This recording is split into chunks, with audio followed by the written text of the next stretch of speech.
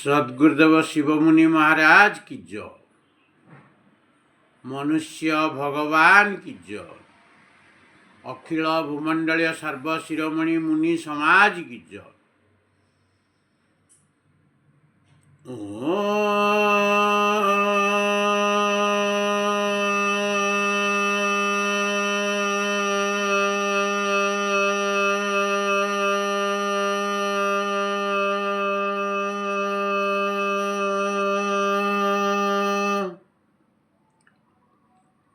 ମୁଁ ଆଜି ସର୍ବପ୍ରଥମେ ଆତ୍ମଦେବ को स्तुति करी आत्मज्ञान विषय किसी आलोचना करने को जाऊँगी। तत्संगे संगे समस्त मुनि मुनिमती और जिज्ञासु जनता जनार्दन को मोर सत्प्रेम जायछि। आज आम आलोचना करिबा जहा नियम ताहा ही हेब।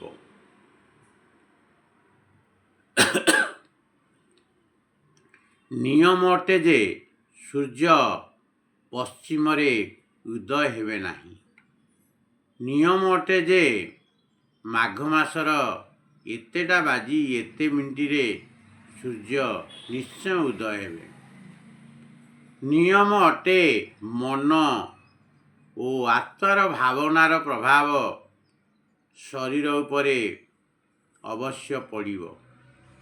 एणु तुमे जदि दृढ़ विश्वास सहित कहिबो जे ए काम मु निश्चय करि पारिबी, अवश्य करि पारिबो। मात्र ईश्वर को जो माने मानती कहती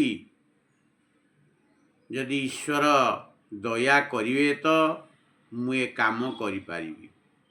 यह आत्मविश्वासर दृढ़ता को नष्ट कर दिए।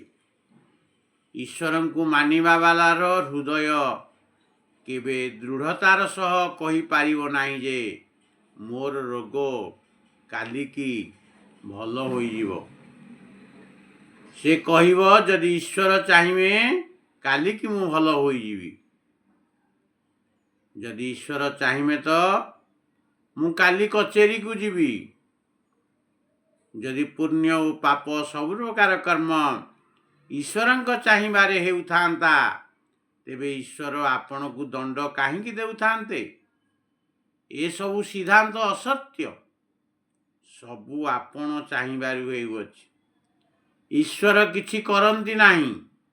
मु एति कहे मोर सत्संग को समाप्त करुअछि। समस्त को मोर सत्प्रेम।